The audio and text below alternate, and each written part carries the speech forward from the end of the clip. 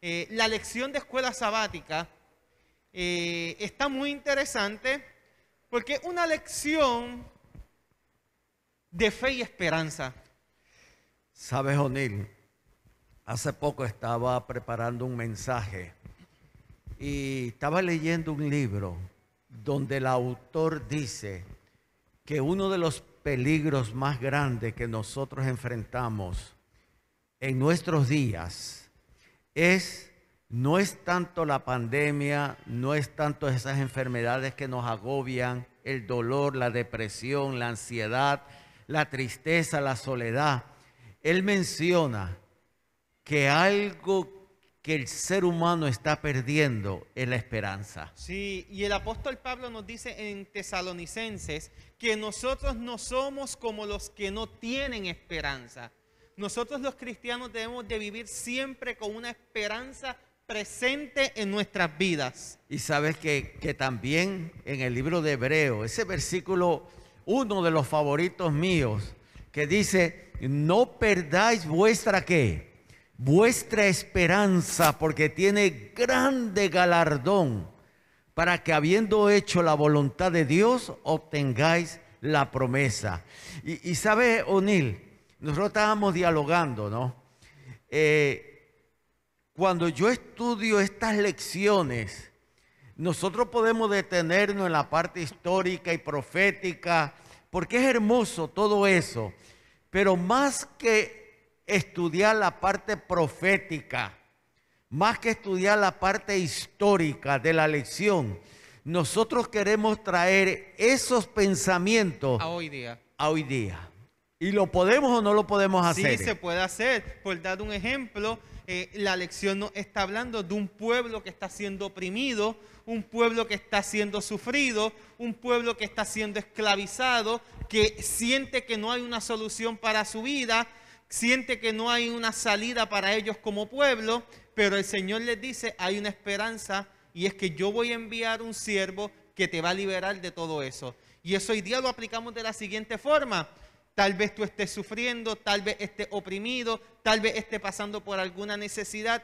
Déjame decirte que si estás pasando por alguna situación difícil, hay un siervo llamado Cristo Jesús que quiere brindarte esperanza y salvación a cada una de tus situaciones. Y tú sabes que uso unas palabras preciosas que tienen que hacer eco en nuestros corazones en este tiempo que nos ha tocado vivir, O'Neill. Y es cuando yo leo que él dice, yo te sostendré. Últimamente estoy citando mucho el Salmo donde el Señor nos dice, cuando el hombre cayere no quedará postrado porque Jehová te sostiene de su mano. Y es importante que cada uno de nosotros entienda que por más difíciles que se pongan las cosas, nosotros no caemos por completo, porque Jehová nos sostiene de nuestra mano. Él nos sostiene a cada uno de nosotros. Y eso es lo que la lección nos está queriendo presentar. Un Dios que sostuvo al pueblo en el pasado, que liberó al pueblo en el pasado, que cuidó y protegió al pueblo en el pasado, pero que también hace lo mismo hoy día. Porque Él tiene un pueblo en nuestros días. Amén. Un pueblo que proclama esperanza y seguridad en medio del caos que estamos viviendo. Y una de las cosas, la lección menciona, ¿no? Muchos decíamos, y me incluyo, quizás visitar esos lugares donde mi Jesús pasó, caminó, donde hizo esos grandes milagros. Yo trato de cerrar mis ojos y trato, porque es que por más que trato de visualizar esa escena, de ver a mi Jesús sanando, caminando por esos caminos, prestando atención a todas esas necesidades. Y añoramos quizás llegar a ese lugar, pero la lección me está diciendo que yo no tengo que ir a esos lugares. Que en este mundo que nos ha tocado vivir, nosotros podemos experimentar lo que Jesús experimentó cada vez que hacía un bien. ¿Cómo, Neil? ¿Cómo? Ayudando a nuestro prójimo. Son tantas las veces que alguien se nos acerca a nosotros pidiéndonos ayuda y a veces no piden ayuda. ¿Cuántas personas no están caminando por ahí al lado nuestro? Hermanos de iglesia aquí sentados que necesitan un abrazo, que necesitan una palabra de apoyo, que necesitan escuchar, estoy contigo. Y hermanos que están pasando, como la lección menciona en un momento, no quebrará la caña cascada ni apagará el pábilo que humea. ¿Qué quiere decir esto, Nil? Que en el caminar, incluyendo, tú dijiste una verdad, porque a veces nosotros, y es lindo, cuando nos concentramos a ayudar al que está afuera, y hemos sido llamados para Amén, eso, por eso. no para que la luz, como estudiamos, como el seminario que cogimos el jueves, Dios quiere que esa luz brille, no en la claridad, sino ¿a dónde? En la oscuridad. En la oscuridad. Y cada vez que tú tienes el privilegio de ayudar a alguien de afuera, gloria a Dios. Pero ¿sabes qué, O'Neill? Hay personas aquí que también sufren. Dentro del pueblo de Dios hay personas como esa caña que se dobla, que quizás pensamos que en cualquier momento se va a quebrar. Pero Dios dice, yo no los voy a abandonar. Y tú dijiste una gran verdad cuando citaste ese salmo.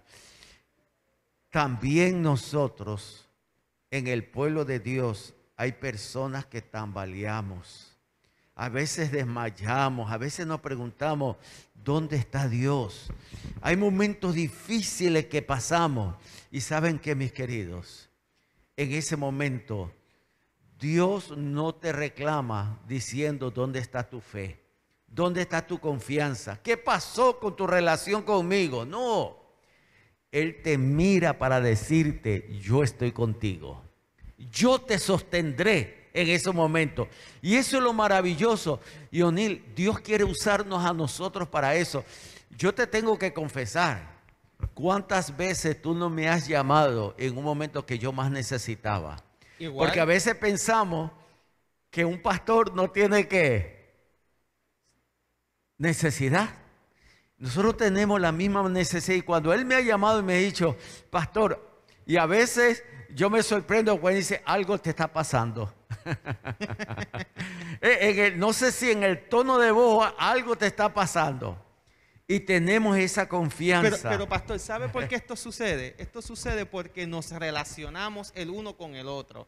Y si hay algo que nosotros como iglesia tenemos que aprender es a relacionarnos los unos con los otros. Porque si yo dedico tiempo para relacionarme con Jacobes, conocer a Jacobes, para compartir con Jacobes, cuando Jacobes se sienta mal, él no me lo tiene que decir. ¿Qué va a suceder?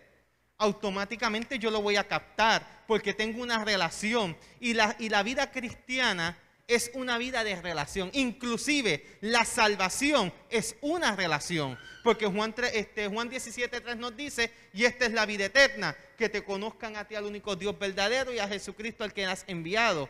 En otras palabras, necesitamos relacionarnos. Y anoche, en la programación que tuvimos, el doctor Feliciano lo mencionaba mucho. La importancia de relacionarnos. Si queremos salir de la ansiedad, de la depresión, si queremos que nuestros problemas sean resueltos, hay que aprender lo que es relación. Y es algo que el mundo de hoy en día no quiere enseñar y que lo único que predica es, primero eres tú, y si tú estás bien, los demás están bien. Y nos hemos enfatizado en el yo y nos olvidamos que el principio bíblico, ¿cuál es? Primero es mi prójimo. Y es una cosa que tenemos que aprender. Y algo que la lección me gusta, ¿no? Porque habla de una nación de siervos. Si yo podría traer eso aquí, yo diría, Dios nos está llamando a cada uno de nosotros para que seamos siervos. Y a veces cuando nosotros relacionamos esa palabra, siervo, servidumbre, yo, servir, extender mi mano, porque a veces nosotros escogemos quizás el grupito o la persona, tenemos miedo de quizás, y eso me incluyo, de sacar la mano por el carro a alguien que tiene una necesidad, porque quizás siento un temor de quizás de qué, de contaminarme o algo. Pero hemos sido llamados. Es interesante porque el Señor dice, aquí está mi siervo, a quien yo sostendré. Y esa es una promesa hermosa para nosotros como iglesia. Y el autor de la lección en el libro que mi compañero especialmente subraya eso, menciona cómo nosotros podemos extender esa mano con la seguridad y la certeza de que Él te sostendrá en todo momento. Fíjese algo interesante, y es que el texto que la lección nos trae, que debiéramos de meditar, nos dice que este siervo al que Él ha escogido tiene el Espíritu Santo sobre él, o tiene el Espíritu de Dios sobre él. Según la lección de escuela sabática, podemos ver que el siervo se refería a Ciro, al rey Ciro. Más adelante también se refiere a nuestro Señor Jesucristo. Pero de la misma forma, Dios quiere que nosotros seamos sus siervos, que tengamos su espíritu. Pero esto no se queda en meramente ser siervos, porque en el Nuevo Testamento Jesús hace una promoción a todos sus siervos. Él dice, ya no les voy a llamar siervo, sino que les llamaré amigos. Y es interesante ese juego de palabras. O sea, Dios nos llama para que seamos sus siervos, pero en el caminar y en la relación con Él, dejamos de ser siervos para ser sus amigos. Pero para que esto pueda suceder, tenemos que tener el Espíritu de Dios con nosotros. Entonces ahí encierra esa promesa de ese papel de como siervo yo lo tengo que realizar. Y el Señor tenía un propósito de tener ese pueblo para aquel entonces. Cuando relaciona a Jacob con Israel, menciona a mi amigo Abraham, todos esos hombres que Dios llamó con un propósito especial. Pero Nil, también Dios nos ha llamado a nosotros hoy día. Y por eso es que ese versículo hermoso cuando dice, no temas, porque sí o no que estamos viviendo bajo temores. Sí, inclusive esa palabra, esa expresión bíblica de no temas aparece 366 veces en las Sagradas Escrituras, una para cada día del año, y nos deja una stand-by para ¿cuándo? Para el año bisiesto. Y es interesante eso, porque no solamente te dice, qué bueno que hayas mencionado eso, porque dice, no temas. ¿Por qué? Porque yo estoy contigo. Mira, tan sencillo y a veces tan difícil de entender esto, que el pueblo de Dios, una de las cosas que esta lección me está enseñando, O'Neill, es que si hubo un pueblo que conocía esta verdad, sin embargo se rebelaron contra Dios, fue ese pueblo que Dios llamó. Así Pero mismito, ¿por qué Dios seguía amándolo? ¿Por qué Dios seguía ese constante amor y llamado? Dice Pablo en Timoteo, aunque nosotros seamos infieles, Él permanece fiel, porque Él no puede negarse a sí mismo. Si su naturaleza es amor, si Dios es amor, y en el griego me dice que eso es algo constante, algo que no acaba. Si Dios es amor, aun cuando nosotros somos infieles, ¿qué va a suceder? Él continuará siendo amor. Es como este padre que ama a su hijo, que ama a su hija, por más errores que pueda cometer, aunque caiga en la cárcel, aunque suceda lo que suceda, ¿qué va a hacer ese padre? Lo va a seguir amando. Dice, porque Él es mi hijo. Porque Él es mi hijo. Y lo mismo sucede con Dios y nosotros. Por más traviesos que nosotros seamos, por más rebeldes que nos pongamos, Dios siempre nos va a amar de la misma forma porque Él es fiel. Dice el libro de Éxodo que Él es grande en amor y misericordia, tardo para la ira.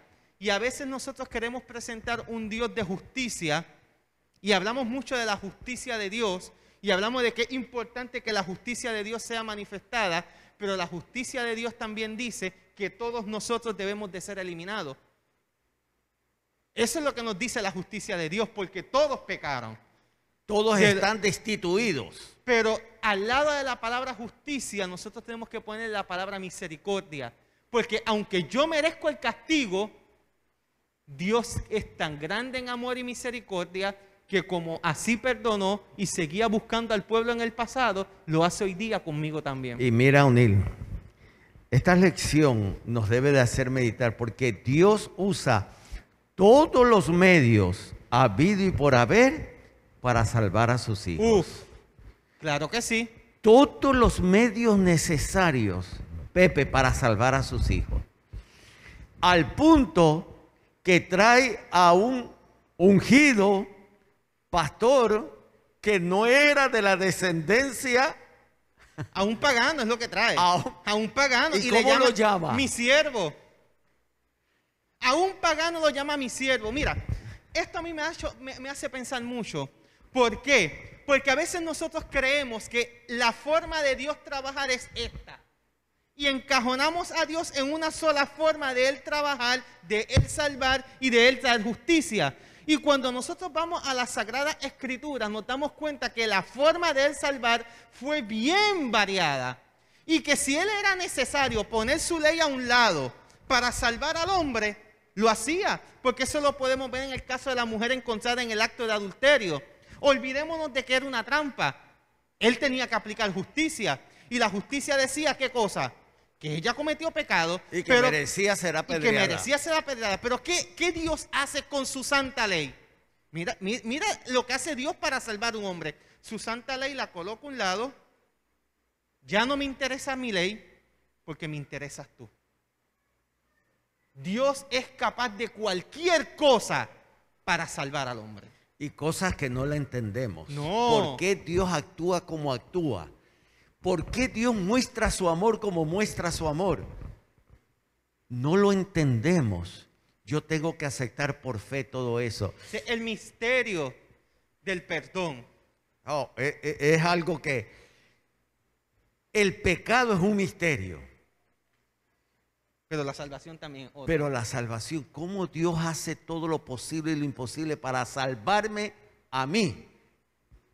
Y es interesante, mis queridos, porque cuando yo leo que Ciro antes de que naciera ya estaba ¿dónde? En la mente. Que un siglo y medio antes de que naciera ya se estaba en la palabra de Dios mencionando su nombre. Esta es la persona que yo he escogido para salvar.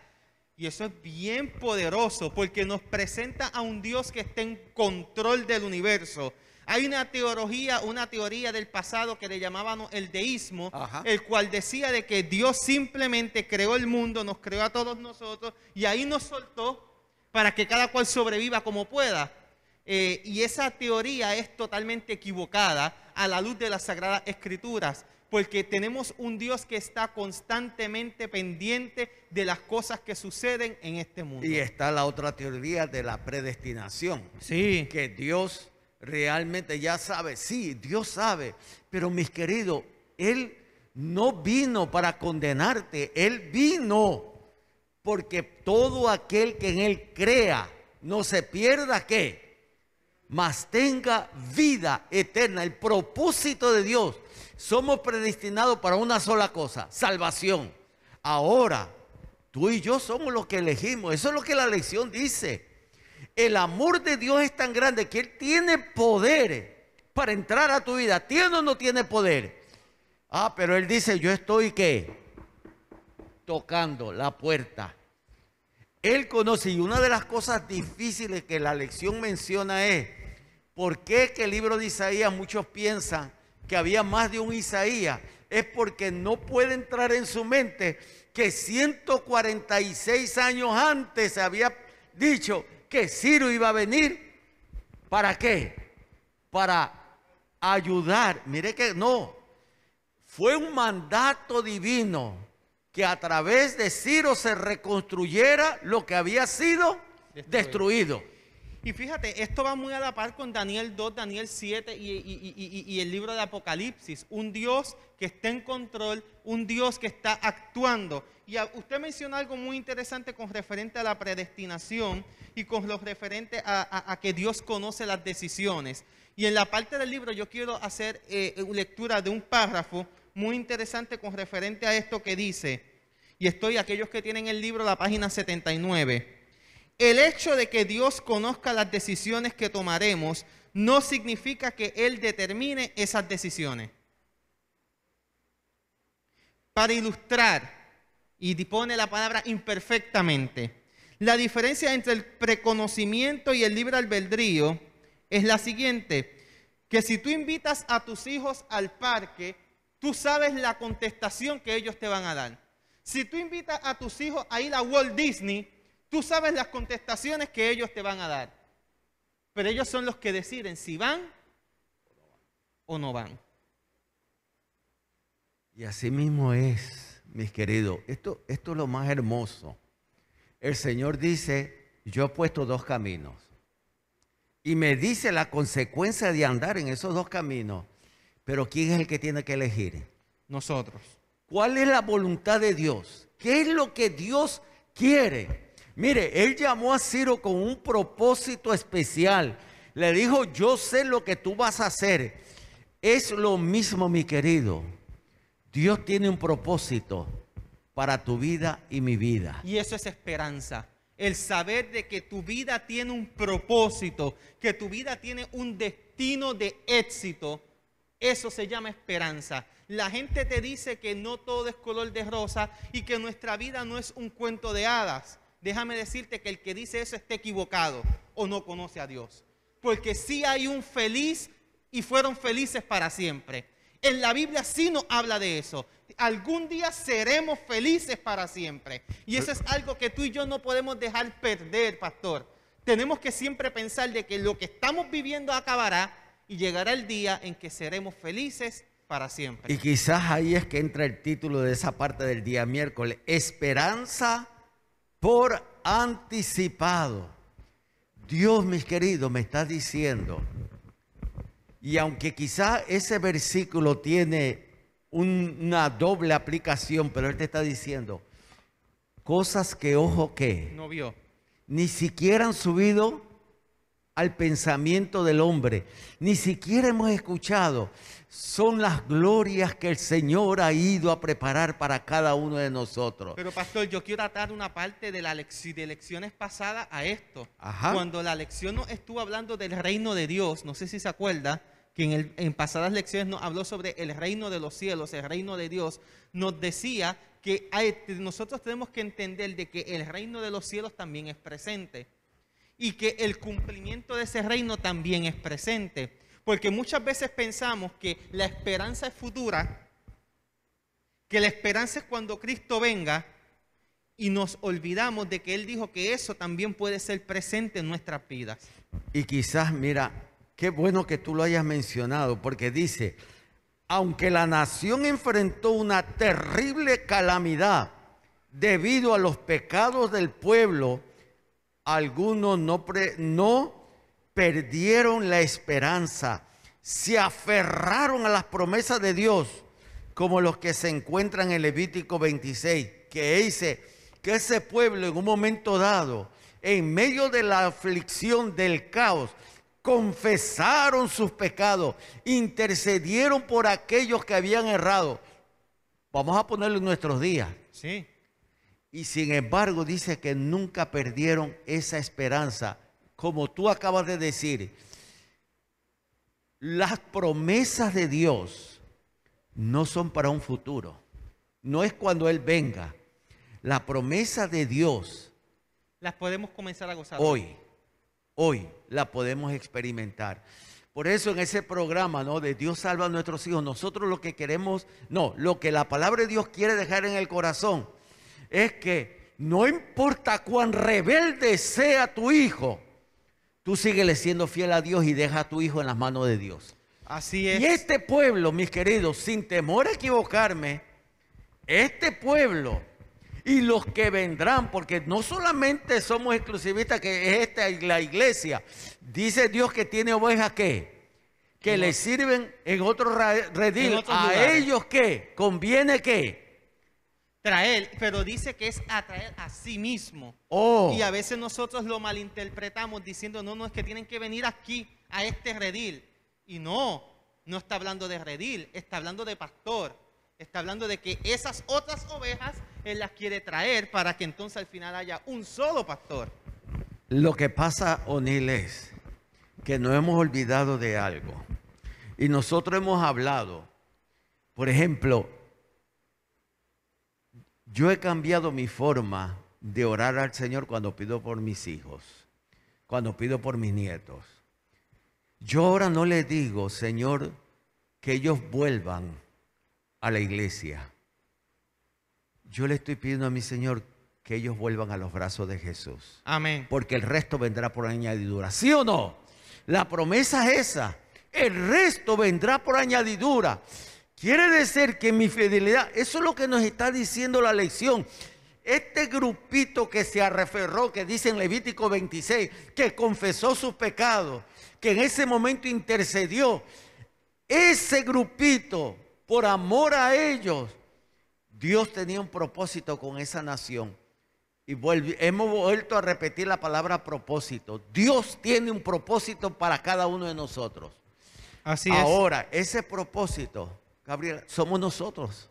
Somos nosotros. Y ya el tiempo nos está traicionando. Somos nosotros los que Dios ha llamado con un propósito especial.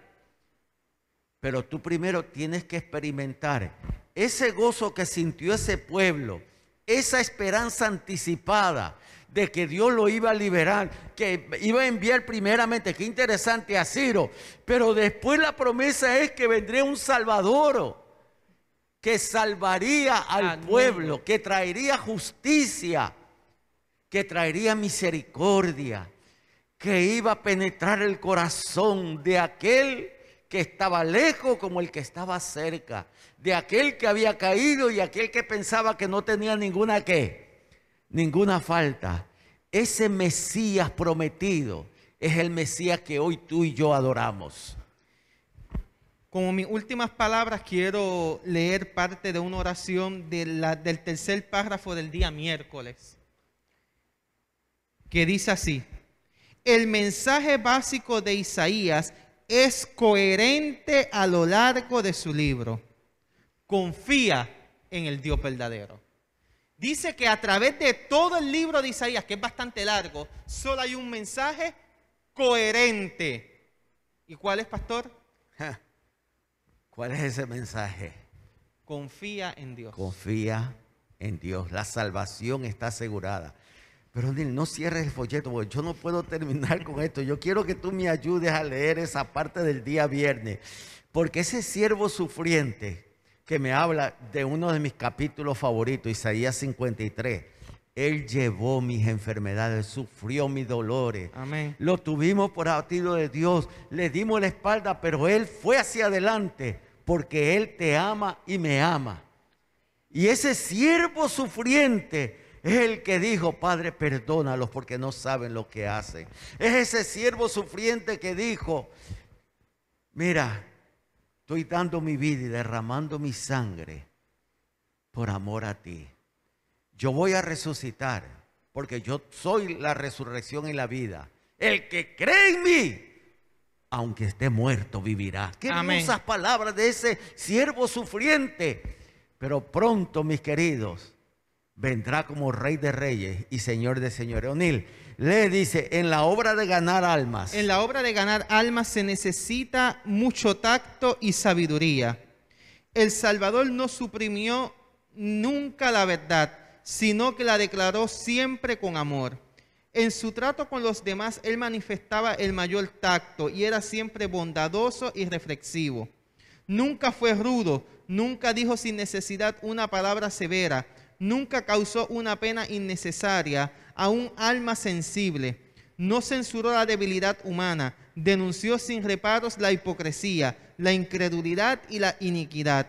Pero había lágrima en su voz cuando pronunciaba sus penetrantes reprensiones.